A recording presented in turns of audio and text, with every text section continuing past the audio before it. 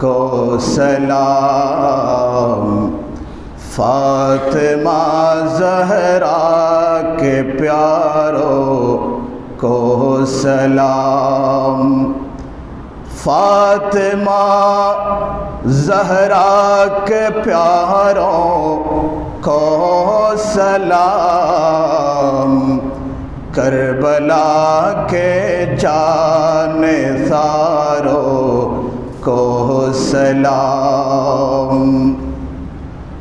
یا حسین ابن علی مشکل کشا، یا حسین ابن علی مشکل کشا، آپ کے سب جانثاروں کو سلام، آپ کے سب جانثاروں کو سلام، آپ کے سب جانثاروں کو سلام، فاطمہ زہرا کو پیارے کو سلام۔ اکبروں اصغر پہ جو قربان ہو، اکبروں اصغر پہ جو قربان ہو، میرے دل کے تاجداروں کو سلام، میرے دل کے تاجداروں کو سلام، فاطمہ زہرا کے پیاروں کو سلام۔ قاسم و عباسی پر ہو رحمتیں، قاسم و عباسی پر ہو رحمتیں، ارے کربلا کے شاہ سواروں کو سلام، کربلا کے شاہ سواروں کو سلام، کربلا کے شاہ سواروں کو سلام، فاطمہ زہرا کو پیاروں کو سلام۔ ہو گئے قربان محمد اور عون، ہو گئے قربان محمد اور عون، سیدہ زینب کے پیاروں کو سلام، سیدہ زینب کے پیاروں کو سلام، سیدہ زینب کے پیاروں کو سلام، فاطمہ زہرا کے پیاروں کو سلام، کربلا کے جانثاروں کو سلام۔ الحمدللہ والشکر للہ والصلاة والسلام علی رسول اللہ۔ আল্লাহ পাক সুবহানাহু ওয়া তাআলার আলিশান দরবারে লাখো কোটি শুকর আদায় করছি যে রব্বুল আলামিনের অশেষ মেহেরবানিতে আজকের এই পবিত্র মুহররম মাসের আখরি জুমায় উপস্থিত হওয়ার তৌফিক দান করেছেন। বড় আওয়াজ বলে আলহামদুলিল্লাহ। নবীজির পবিত্র চরণে বেহুদ দরুদ সালামের হাত দিয়ে পেশ করছি, যেই নবীজির আওলাদদেরকে ময়দানে কারবালায় রক্ত প্রবাহিত করিয়ে আমরা যারা গুনেহগার উম্মত রয়েছি, আমাদেরকে বাঁচানোর আল্লাহ বড় একটা ব্যবস্থা করে দিয়েছেন। সবাই বলুন আলহামদুলিল্লাহ। আপনাদের শুকরিয়া আদায় করছি যারা শুরু থেকেই আজকের এই জুমা আদায়ের লক্ষ্যে মসজিদে উপস্থিত হয়েছেন এবং যারা হবেন। আল্লাহ পাক সুবহানাহু ওয়া তাআলা আমাদের প্রত্যেকের পক্ষ থেকে আজকের এই জুমার নামাজকে কবুল আর মঞ্জুর করেন। সবাই বলুন আমিন। সম্মানিত মুসল্লিন ইকরাম, আমাদের ধারাবাহিক কারবালার আলোচনা আজকের পঞ্চম পর্ব। গত জুমায় আমি শেষের দিকে আলোচনা করেছিলাম যে হযরতে মুসলিম বিন আকিল ওনাকে শহীদ করে দেওয়ার পরে ওনার দুই সন্তান যখন মদিনা শরীফের দিকে রওনা হচ্ছেন, তখন তাদেরকে আটকিয়ে জেলখানায় রাখা হয়েছিল। কারারক্ষী জেলার যার নাম ছিল মশকুর, সে আহলে বাইতে রসুলের প্রেমিক ছিলেন। উনি ওই ইমাম মুসলিমের দুই সন্তানকে জেলখানা থেকে বের করে ওনাদেরকে মদিনা শরীফে যাওয়ার জন্য ব্যবস্থা করে দিয়েছেন। আপনাদেরকে আলোচনা করেছিলাম, এই খবর যখন ওবায়দুল্লাহ বিন জিয়াদ জানলো, জেলার মশকুরকে বেত্রাঘাত করতে করতে করতে করতে তাকে শহীদ করে দেওয়া হলো। ইন্না লিল্লাহি ওয়া ইন্না ইলাইহি রাজিউন। এদিকে ওই সন্তান দুইটা যাচ্ছে, কিন্তু তারা যাবে কোথায়? তাদের নসিবের মধ্যে তো শাহাদাতের লিখন রয়েছে। তারা যেতে চাইলে তো যেতে পারবে না, যদিও বা তারা বয়সে ছোট। একটার বয়স হচ্ছে 6 বছর, আরেকজনের বয়স হচ্ছে 8 বছর। তারা ওই মদিনা শরীফে যাওয়ার পথে রাত্রে যখন যেতে যেতে সকাল হলো, হাঁটতে হাঁটতে সকাল হলো, তখন তারা দেখতে পেল ওই জায়গায় যেতে পারে নাই। দেখতে পেল সকাল হতে একটা পুকুরের পাশে ওখানে অবস্থান করতেছে। দেখা গেল পুকুরের পাশে একটা গাছ রয়েছে, গাছের ভিতরে তারা দুইজন অবস্থান করতেছে। কাউকে কোনো পরিচয় দিচ্ছে না, কারণ আগেকার পরিচয় দিতে গিয়ে আগের বার তাদেরকে ধরে নিয়ে জেলখানায় ঢুকিয়ে দিয়েছে। সেই ভয়ে কাউকে কিছু বলছে না। একজন বান্দি পানি নিতে এসে, কলসি করে পানি নিতে এসে সে দেখতে পেল ওই দুইটা ফুটফুটে সন্তান একজন আরেকজনকে জড়িয়ে ধরে বসে আছে গাছের গুহার ভিতরে। এবং সেই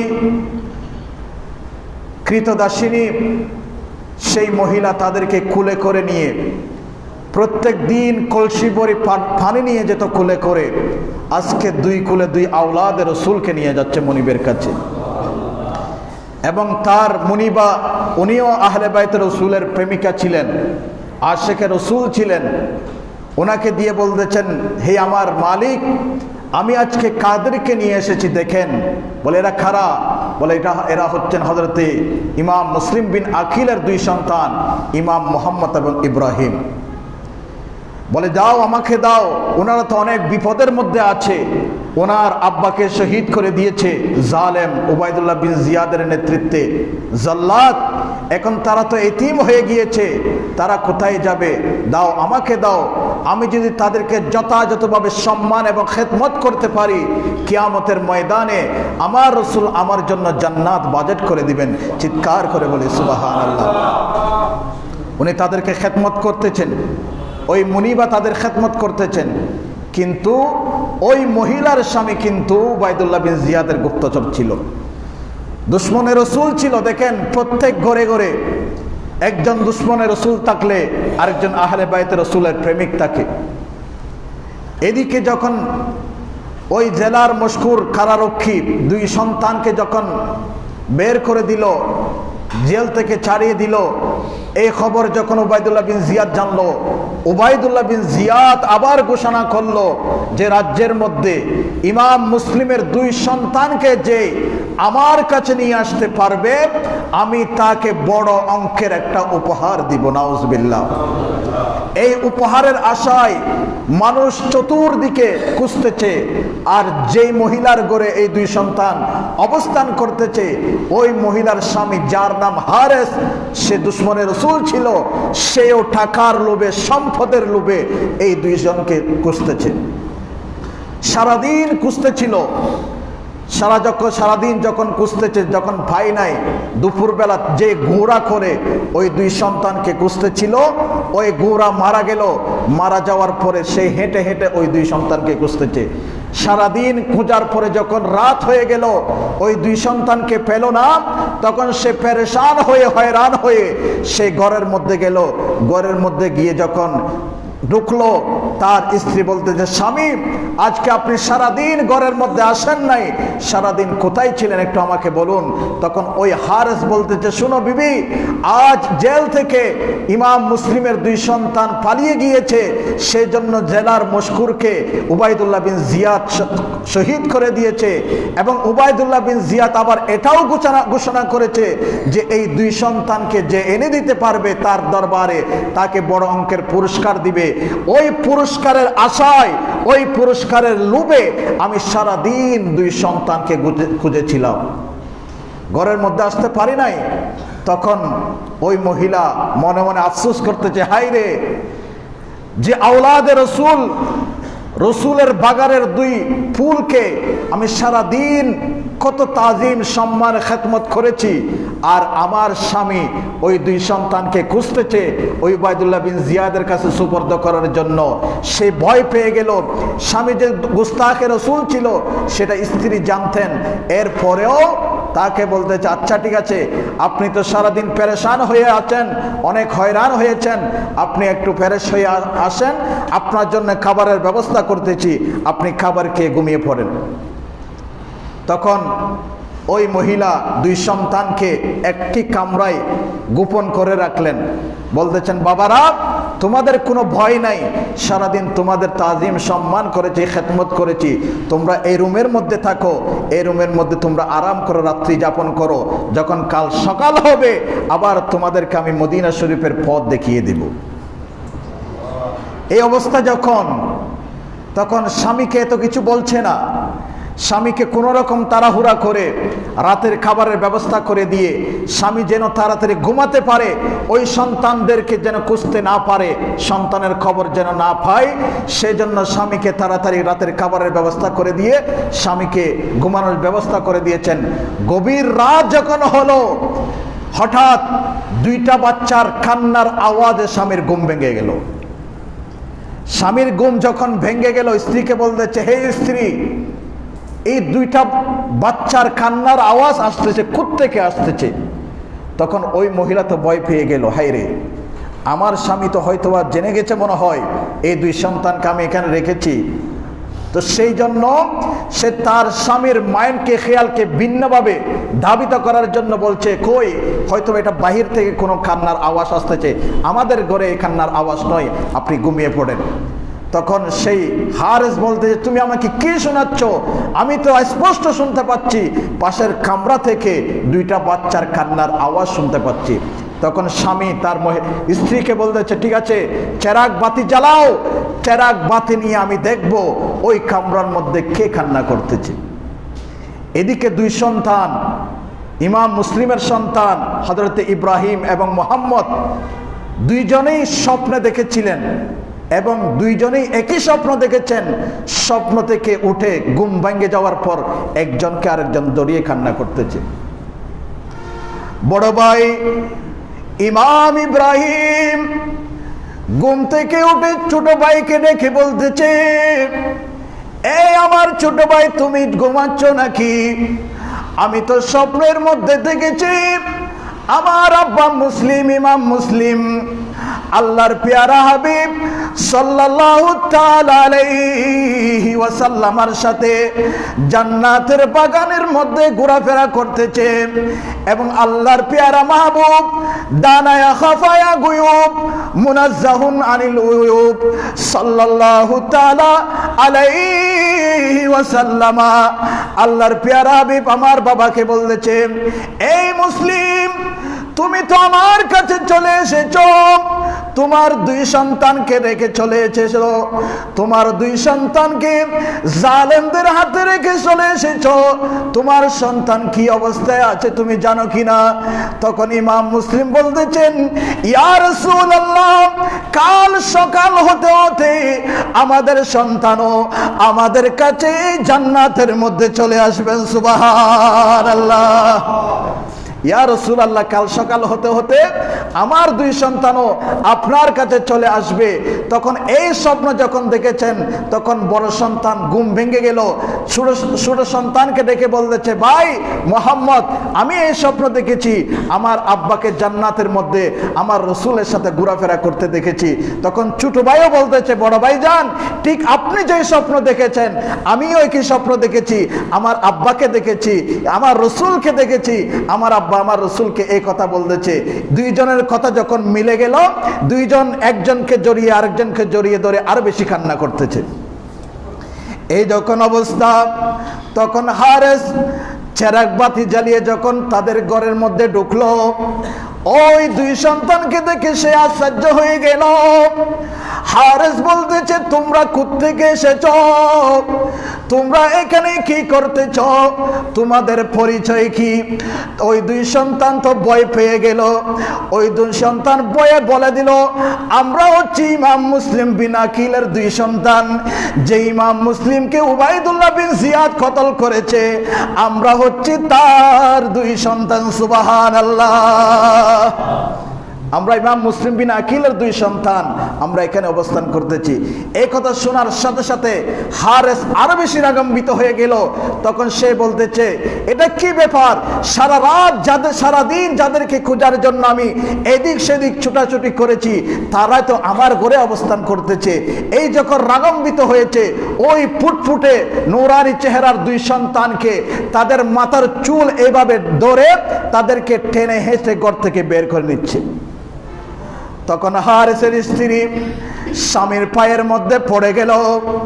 স্বামীর পায়ের মধ্যে পড়ে বলতে, স্বামী রে, এই দুই সন্তান তো কোনো অপরাধ করে নাই, এই নিষ্পাপ দুই সন্তান তো কোনো অপরাধ করে নাই, আপনি তাদেরকে এইভাবে টেনে হেঁচড়ে কেন বের করতেছেন? আপনি দুনিয়ার লোভের জন্য আখিরাত কেন বরবাদ করতেছেন? আপনি যে কাজ করতেছেন এটা তো আমার রাসূল মনে কষ্ট পাবে, ইমাম মুসলিম তো মনের মধ্যে আঘাত পাবে, মা ফাতিমাতুজ জহরার অন্তর তো ভেঙে যাবে। এই স্বামী, আমি আপনার পায়ে পড়ে অনুরোধ জানাচ্ছি, এই দুই সন্তানকে আপনি কোনো কিছু করবেন না, এই দুই সন্তানকে আপনি উবাইদুল্লাহ বিন জিয়াদের দরবারে নিয়ে যাবেন না। সারাদিন আমি এই দুই সন্তানকে বিভিন্ন খেদমত করেছি, আমার হাতে তাদেরকে খাবার খাইয়ে দিয়েছি, আমি হাত বুলিয়ে তাদেরকে ঘুম পাড়িয়ে দিয়েছি, আমি অনেক খেদমত করেছি। আপনাকে বারবার অনুরোধ জানাচ্ছি, আপনি দুনিয়ার লোভে সামান্য উপহারের জন্য আপনি আখিরাত বরবাদ করবেন না। বিভিন্ন ধরনের কাকুতি মিনতি করে কান্না করতেছে পায়ে ধরে, কিন্তু সে হারেস তার অন্তর তো নষ্ট হয়ে গিয়েছে, সামান্য উপহারের লোভে সবকিছু ভুলে গিয়েছে। এই যখন অবস্থা, পায়ে যখন সে তার স্ত্রী পা ধরে বসে আছে, তখন তার স্ত্রীকে ছোটানোর জন্য তার স্ত্রীকে পা দিয়ে অনেক একটি বেশি জোরে একটা লাথি মেরেছে, তার স্ত্রী অনেক দূরে গিয়ে পড়েছে। তখন স্ত্রী যখন দূরে সরে গিয়েছে, ওই দুই সন্তানকে মাথার চুল ধরে টেনে টেনে ঘর থেকে বের করে দিল।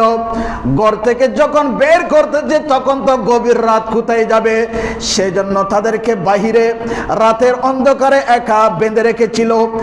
আর যখন সকাল হয়েছিল, সকাল হওয়ার সাথে সাথে ওই দুই সন্তানকে মুষ্টিমের মধ্যে মাথার চুলে এভাবে ধরে তাদেরকে উবাইদুল্লাহ উবাইদুল্লাহ বিন জিয়াদের কাছে নিয়ে যাচ্ছে।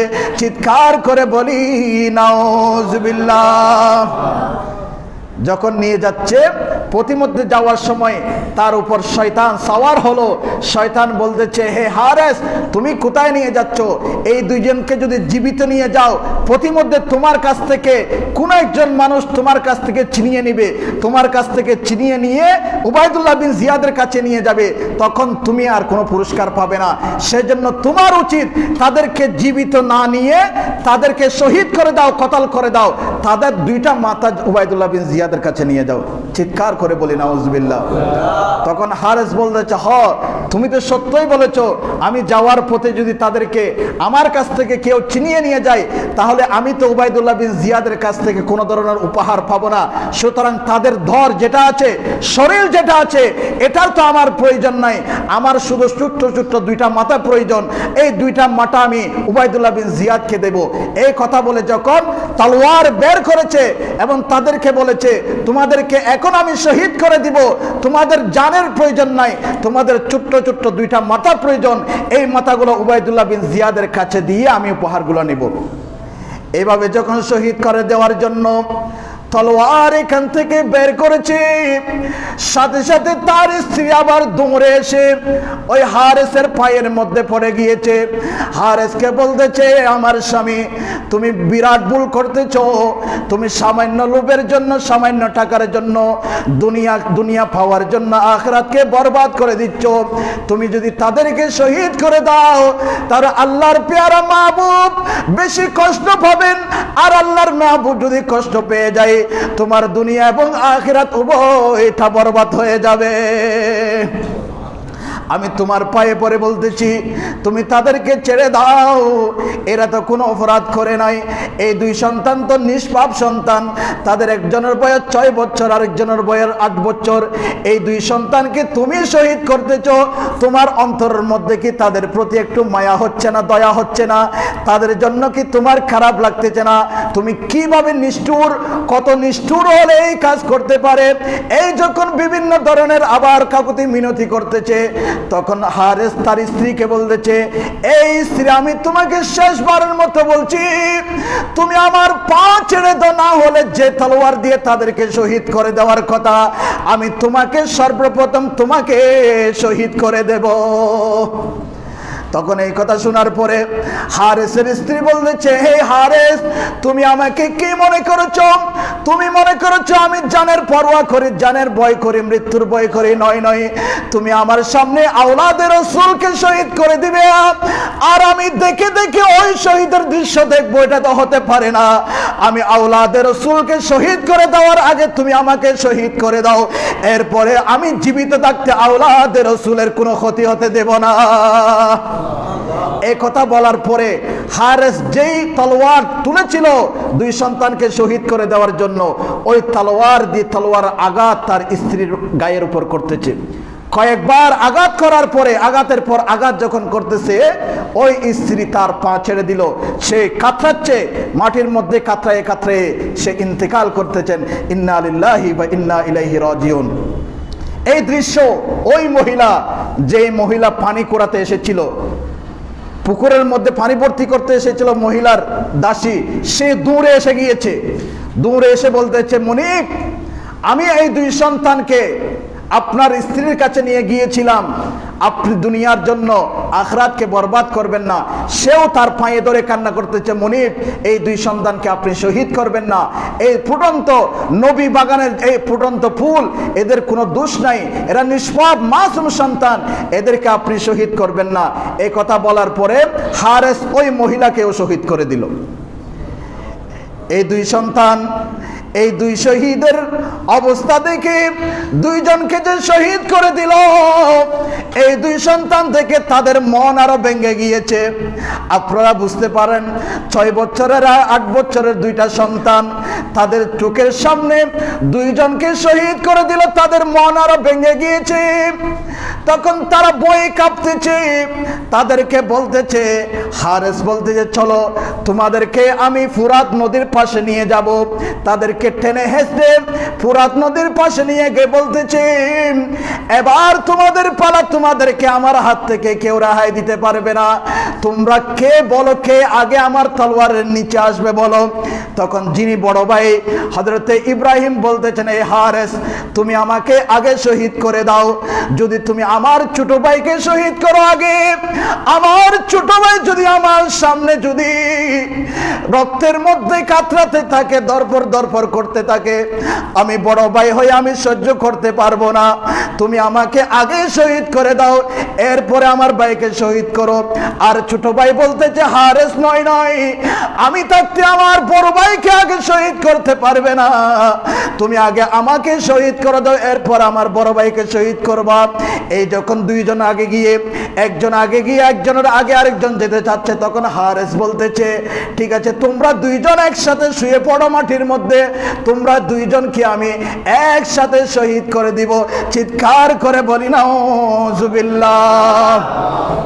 দুইজন একসাথে ফুরাত নদীর পাশে দুইজন একসাথে যখন শুয়ে পড়ল, তখন মাটি কম্পিত হচ্ছে, আকাশ ক্রন্দন করতেছে, আসমানের ফেরেশতারা আল্লাহর কাছে ফরিয়াদ করতেছে, আল্লাহ, এই জালেম কত নিষ্ঠুর, দুইটা মাসুম বাচ্চাকে শহীদ করে দিচ্ছে, তার অন্তর একটু কাঁপছে না, এই কি ধরনের পাষণ্ড ব্যক্তি।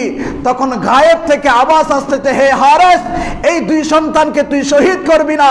এই দুই সন্তানকে যদি তুই শহীদ করে দিস, তাহলে তোর দুনিয়াও বরবাদ হয়ে যাবে, আখিরাতও বরবাদ হয়ে যাবে, তুই এই কুলো পাবি না, ওই কুলো পাবি না। এই দুই সন্তানকে তুই একটু দেখাই দে। কিন্তু হারেস সেই তো তাই লোভে পড়ে সে মোহিত হয়ে গিয়েছে সামান্য সম্পদের মধ্যে। সে কি করলো, আর দেরি করলো না, তার তলবারি দিয়ে দুই সন্তান ইমাম মুহাম্মদ এবং ইব্রাহিম দুইজনকে একসাথেই শহীদ করে দিল। ইন্না লিল্লাহি ওয়া ইন্না ইলাইহি রাজিউন। শহীদ করে দেওয়ার পরে তাদের যে বডি রয়েছে, যে দর রয়েছে, এই দর দুইটা ফুরাত নদীর মধ্যে ফেলে দিল। এবং দুইটা ছোট্ট ছোট্ট মাথা, ইমাম মুহাম্মদ এবং ইব্রাহিমের দুইটা মাথা এইভাবে ধরে ওই উবাইদুল্লাহ বিন জিয়াদ কুফার গভর্নিং হাউসের মধ্যে চলে গেল। উবাইদুল্লাহ বিন জিয়াদকে গিয়ে বলতেছেন, হুজুর, আমি সেই ইমাম মুসলিমের দুই সন্তান ইমাম মুহাম্মদ এবং ইব্রাহিমকে নিয়ে এসেছি। বলে, কোথায়? বলে, দেখেন তাদের মাথা। যে কাটা মাথা দেখার সাথে সাথে উবাইদুল্লাহ বিন জিয়াদ আরো রাগান্বিত হয়ে গেল। সে বলতেছে, জালেম, তুই একই কাজ করলি। দেখুন, উবাইদুল্লাহ বিন জিয়াদ সেও জালেম। এক জালেম আরেকজনকে বলতেছে সে জালেম। বলে, জালেম, তুই এই কি কাজ করলি? তোর অন্তর কি একটু কাঁপে নাই? তোর মন কি একটু গলে নাই? এই দুইটা ছোট্ট ছোট্ট বাচ্চাকে তুই যে শহীদ করে দিলি, তুই কি একটু ভয় পাস নাই? তাদের জন্য কি একটু মায়া হয় নাই? তখন হারেস বলতে যে, হুজুর, আমি আনতে চেয়েছিলাম, আবার আমার মনে পড়ে গেল আমি যদি তাদেরকে একা নিয়ে যাই, জীবিত নিয়ে যাই, হয়তোবা প্রতিমধ্যে আমার কাছ থেকে কে চিনিয়ে নিয়ে যাবে, তখন আপনার কাছ থেকে আমি তো উপহার পাবো না। তখন উবাইদুল্লাহ বিন জিয়াদ বলতেছে, এই কি কথা বললি? এটা যে তোর ঘরে ছিল সেটা আমাকে খবর দিতি, আমি সৈন্য পাঠিয়ে তাদেরকে নিয়ে আসতাম, তুই এটা শহীদ করে দিলি কেন? তাদেরকে এইভাবে, তাদের উপর এইভাবে নির্যাতন কি জন্য চালালি? তখন হারেস আর কোনো কথা বলতেছে না। সে একজন জল্লাদ যার নাম মাকাতেল, তাকে ডেকে বলতেছে, হে মাকাতেল, আমি তোমাকে হুকুম দিচ্ছি, এই যে হারেস দুই সন্তানকে শহীদ করে দিয়েছে, যেখানে শহীদ করেছে এই হারেস দুই সন্তানকে, তুমি তাকে টেনে হিঁচড়ে ওখানে নিয়ে যাও, যে স্থানে দুই সন্তানকে শহীদ করেছে, তুমি তাকে সেখানে নিয়ে তাকে কতল করে দাও। মাকাতেল এই দায়িত্ব পাওয়ার পরে সে তার সৈন্য সাথীদেরকে বলতেছে যে, আজকে আমি এত খুশি হয়েছি, আজকে যদি উবাইদুল্লাহ বিন জিয়াদ আমাকে পুরা কুফার সমস্ত রাজ্য আমার নামে রেজিস্ট্রি করে দিত, অত বেশি খুশি হতাম না।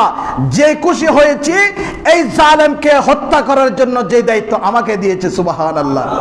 কারণ সেও কিন্তু আওলাদে রসুলের প্রেমিক ছিলেন, আশিকে রসুল ছিলেন সেই মাকাতেল জল্লাদ। সে বলতেছে, আমি বেশি খুশি হয়েছি এই পাষণ্ড ব্যক্তির হত্যা করার দায়িত্ব যে আমাকেই দিয়েছে উবাইদুল্লাহ বিন জিয়াদ, সেটা আমি বেশি খুশি হয়েছি।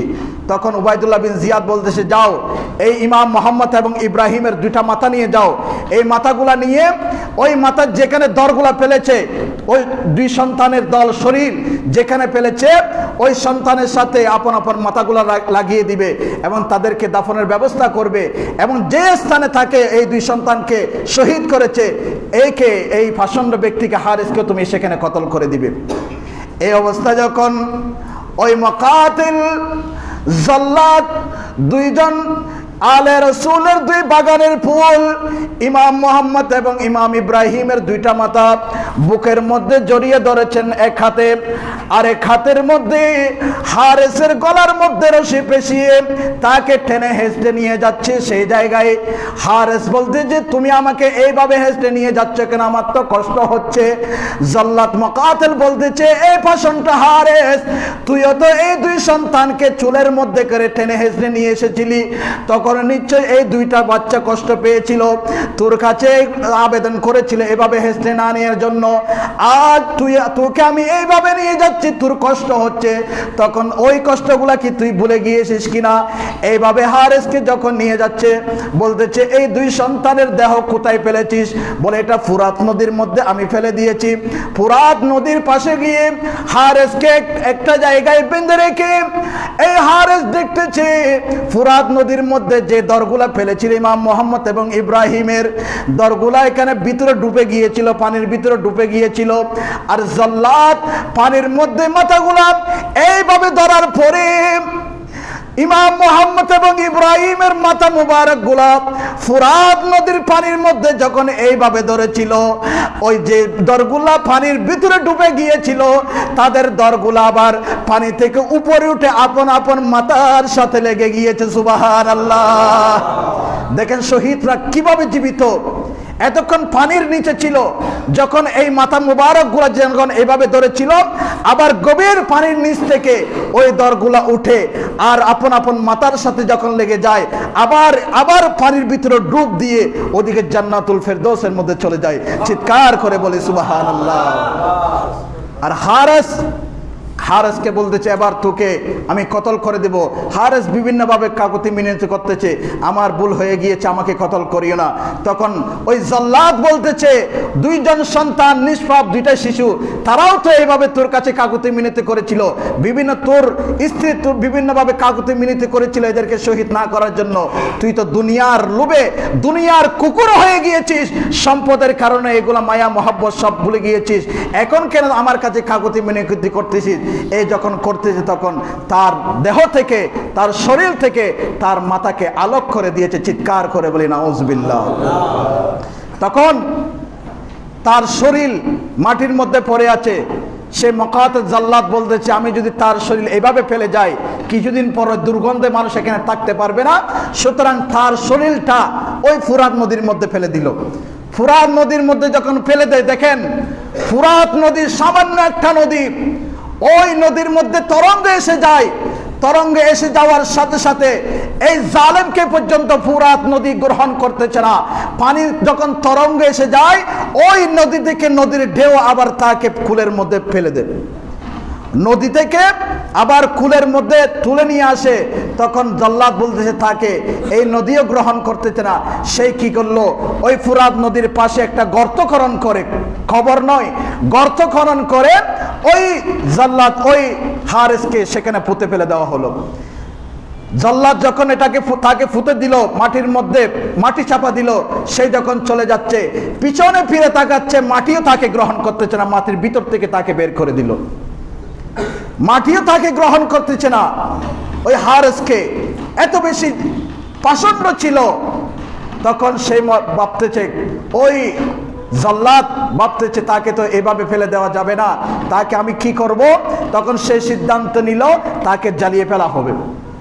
তাকে সাগর নদী গ্রহণ করতেছে না, মাটি গ্রহণ করতেছে না, শেষ পর্যন্ত বিভিন্ন ধরনের কাঠ এনে তাকে জ্বালিয়ে ফেলা হলো, জ্বালিয়ে তার এগুলো ছাই করে দেওয়া হলো। এদিকে এই অবস্থা যখন, তখন ইমাম হুসাইন আপনাদের মনে আছে কিনা জানি না, গত জুমায় বলেছিলাম যেদিন ইমাম মুসলিম বিন আকিলকে শহীদ করে দিয়েছিল উবাইদুল্লাহ বিন জিয়াদের সেই গভর্নিং হাউসের ছাদের উপর নিয়ে, জল্লাদ যেই দিন ইমাম মুসলিমকে শহীদ করে দিয়েছিল সেই দিনেই ইমাম হুসাইন মক্কা শরীফ থেকে কুফার দিকে রওনা হয়েছেন। দেখেন ভাগ্যের কি নির্মম পরিহাস, যেই দিন ইমাম মুসলিম শহীদ হয়েছেন সেই দিন ইমাম হুসাইন ইমাম আলী মাকাম ওই কুফার বিভিন্ন চিঠি পাওয়ার পরে, এবং ইমাম মুসলিম চিঠি দিয়েছিলেন যখন পরিস্থিতি ভালো ছিল, ওই চিঠি পাওয়ার পরে যখন সমস্ত আওলাদদেরকে নিয়ে পরিবার পরিজনকে নিয়ে মক্কা শরীফ থেকে রওনা হয়েছেন, সেই দিন ছিল জিলহজ মাসের 8 তারিখ। কয় তারিখ? 8 তারিখ ইমাম মুসলিমও শহীদ হয়েছেন। 8 তারিখ ইমাম হুসেন মক্কা শরীফ থেকে কুফার জমিনে আসার জন্য রওনা হয়েছেন। আস্তে আস্তে একটা জায়গার নাম ছিল শকুক। আস্তে আস্তে আপনারা মনে রাখবেন মক্কা শরীফ থেকে কুফার জমিন দূরত্ব হচ্ছে 1470 কিলোমিটার। কয় কিলোমিটার? 1470 কিলোমিটার মক্কা শরীফ থেকে কুফায় আসতে দৈর্ঘ্য। সেই দূরত্ব পাড়ি দিচ্ছেন, তো এত দূরত্ব তো মাঝে মধ্যে একটু রেস্ট করতে হবে, তাঁবু টাকাতে হবে। শুকুক নামক যে কোনো স্থানে এসে পৌঁছলো, তখন একজন মানুষ কুফার ওদিক থেকে আসতেছে মক্কা শরীফে। তিনি ইমাম হুসাইনকে চিনে ফেললেন, ইমামকে বলতেছেন, হুজুর আপনি কোথায় যাচ্ছেন? বলে আমি তো কুফায় যাচ্ছি, আমাকে কুফার মানুষরা বিভিন্ন চিঠি শত শত চিঠি দিয়েছে, এবং আমি যে প্রতিনিধি পাঠিয়েছিলাম আমার চাচাতো ভাই হযরতে মুসলিম বিন আকিল, উনিও আমাকে চিঠি দিয়েছেন, ওখানকার পরিস্থিতি নাকি অনেক ভালো এবং দলে দলে মানুষ বায়াত হচ্ছে। ওনার চিঠি পাওয়ার পরে আমি কুফায় যাওয়ার জন্য রওনা হয়েছি। তখন ওই কুফা থেকে যে মানুষ আসতেছে তিনি বলতেছেন, হুজুর এটা ঠিক আছে, কিন্তু এর পরবর্তী ঘটনা তো আপনি জানেন না। কুফাবাসীরা বেওয়াফাই করেছে ইমাম মুসলিমের সাথে, ইমাম মুসলিমকে শহীদ করে দিয়েছে। ইমাম মুসলিমের 2 নাবালক সন্তান, মাসুম সন্তান ইমাম মুহাম্মদ এবং ইব্রাহিমকেও ছাড়ে নাই, তাদেরকেও শহীদ করে দিয়েছে। হুজুর আপনি যাবেন না? এরা বেওয়াফাই করে, কুফাবাসীরা তাদের কথা রাখতে পারে না, ওয়াদা রাখতে পারে না, আপনি ওখানে যাবেন না, ওখানকার পরিস্থিতি খুব খারাপ। এই যখন অবস্থা, তখন ইমাম হুসাইন মনের মধ্যে কষ্ট পেলেন, অন্তর ভেঙে গেল।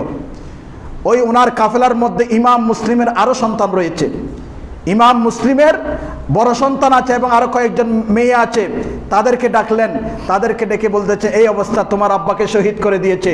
এই কথা শোনার পরে তারা কান্না করতেছে। তাদেরকে বলা হচ্ছে, তোমরা কি এখন সামনের দিকে যাবে নাকি চলে যাবে মক্কা শরীফের মধ্যে?